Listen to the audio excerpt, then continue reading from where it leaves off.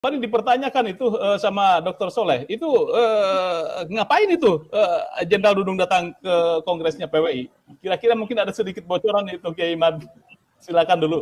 Ya. Silakan. Karena PWI ini kan adalah sebuah organisasi, selain untuk mengawal masalah nasab juga adalah merupakan wadah silaturahmi para keturunan-keturunan dari Wali Songo. Nah, kebetulan Pak Dudung ini nasabnya bersambung dengan keluarga kami. Jadi itulah yang membuat kedekatan antara kami, terutama saya dan Kiai Abbas dengan Pak Jenderal Dudung Abdurrahman yang merupakan cucu daripada Sunan Gunung Jati Syarif Hidayatullah. Itu sebenarnya. Selain daripada itu, karena kalau narasinya seperti itu, toh banyak dari keturunan Wali Songo pun yang hari ini belum atau masih ada yang tidak sepakat dengan gerakan kita, yaitu gerakan perjuangan Wali Songo Indonesia. Nah, tentunya selain daripada bahwa Jenderal Dudung merupakan salah satu daripada keturunan Sunan Gunung Jati Syarif Hidayatullah, juga adalah bahwa beliau melihat titik yang sama dengan kami, di mana kita harus menjaga budaya Nusantara, kita harus menjaga persatuan bangsa, kita harus bersama-sama untuk mempertahankan Pancasila, kita harus bersama-sama menjaga Undang-Undang Dasar 45. Keragaman adalah sebuah keniscayaan bagi bangsa Indonesia, bahwa kita memang ada dalam satu negara yaitu Indonesia, tetapi bersamaan dengan itu kita menyadari sesadar-sadarnya bahwa selain umat Islam sebagai mayoritas, ada saudara-saudara kita di sana dari kaum Kristiani, dari orang Buddha, dari Hindu, Konghucu dan lain sebagainya, yang semuanya harus dijaga, yang semuanya harus ditata harmonisasinya untuk bersama-sama menjaga keutuhan negara kesatuan Republik Indonesia.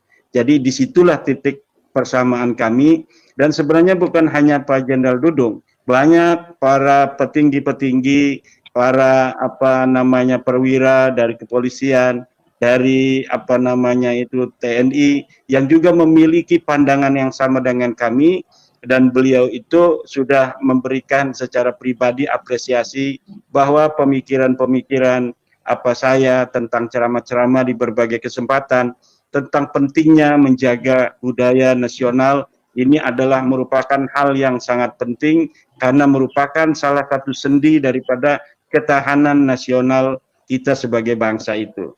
Itu demikian, Mas Yusuf.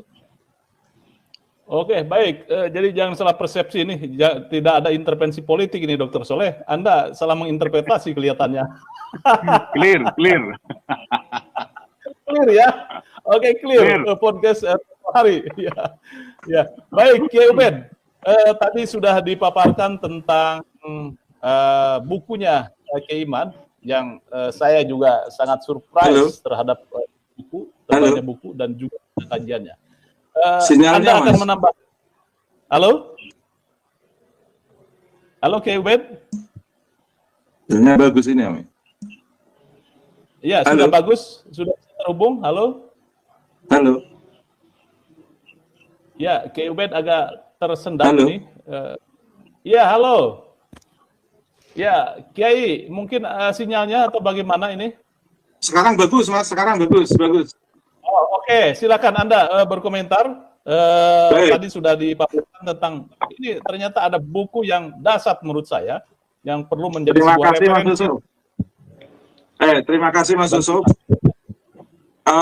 Dalam abad kedua Nahdlatul Ulama yang mencoba ingin membangun visi fikih peradaban, saya betul-betul membaca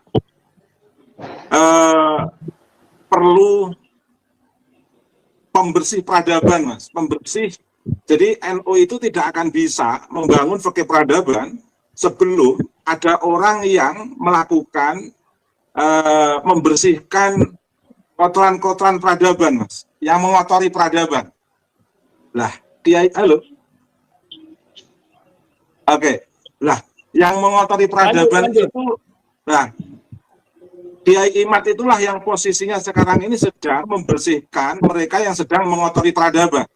sehingga nanti akan memudahkan PBNU membangun fikih peradaban, Mas Yusuf. Karena PBNU itu akan kesulitan membangun fikih peradaban di NU abad kedua, memasuki abad kedua, tanpa adanya orang yang mau siap membersihkan mereka yang sedang mengotori peradaban. Nah, langkah-langkah Kiai Imad ini merupakan langkah-langkah yang sangat positif untuk PBNU membangun fikih peradaban, dan sekaligus akan memudahkan NU untuk membangun fikih peradaban karena telah dimulai oleh Kiai Imad dengan melakukan pembersihan terhadap hal-hal yang mengotori fikih peradaban. Sehingga Kiai Imad ini memang harus beliputan, harus kotor betul ini dalam suasana yang beliputan karena membersihkan kotoran itu, Mas Yusuf. Sehingga harus bersabar Kiai Imad membersihkan kotoran-kotoran itu karena itu akan bermanfaat, akan memberikan maslahah kepada umat, lebih-lebih warga Nahdien, Mas Yusuf. Dan insya Allah saya tahun 2005 akan menulis buku, Mas Yusuf. Judulnya Kiai Imaduddin Utsman Menggugat Umat Tercerahkan. Nah, dari beberapa pengalaman buku saya yang terbit, alhamdulillah menjadi buku yang bestseller. Dan saya memang tertarik itu, Mas Yusuf.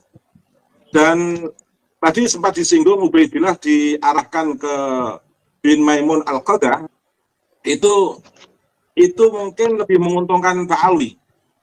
Mengapa? Karena masih ada wujudnya. Nah, posisi Kiai Imad ini betul-betul membuat titik nol, posisi Pak Ali, betul-betul bagaimana peradaban yang akan dibangun PBNU itu betul-betul memang betul-betul bersih. Jadi apa yang dilakukan oleh Kiai Imad itu betul-betul membersihkan sampai pada titik nol kotoran-kotoran itu sehingga akan memudahkan PBNU. Tapi tidak apa-apa kalau ada temuan yang mencoba sebenarnya lebih menguntungkan. Temuan yang mengatakan Ba'alwi tersambung ke Ubaidillah bin Maimun Al-Qadah itu sebenarnya lebih menguntungkan Ba'alwi. Karena memiliki jalur, daripada tidak memiliki jalur kan lebih baik memiliki jalur meskipun geng Syiah katakan begitu. Daripada tidak memiliki jalur. Tapi ala kulli hal itu perdebatan, diskursus keilmuan yang akan terus berkembang pada tahun 2005. Terus kemudian Mas Yusuf, yang kedua, nasab itu bukan akidah. Karena nasab itu bukan akidah, maka betul-betul dalam dialektika kebangkitan pemikiran hasanah keislaman itu terkait dengan nasab itu betul-betul harus rasional, Mas Yusuf. Harus empiris, lebih-lebih harus memiliki keberlanjutan. Jangan sampai tidak memiliki keberlanjutan, kesejarahan. Jadi tahun 2005 itu akan menjadi lebih seru perdebatan diskursus nasab ini. Mengapa? Karena saya lihat dari mereka yang mengaku cucu Nabi itu belum rela menjadi mantan cucu Nabi. Nah, jadi belum rela, sehingga akan semakin seru. Tetapi ketika nanti mereka yang kemudian selama ini yang mengaku cucu Nabi setelah menguatkan tesis Kiai Imad terus mereka mengalah dan mengaku memang bukan cucu Nabi, mungkin akan baru berhenti diskursus kenasaban ini, Mas Yusuf.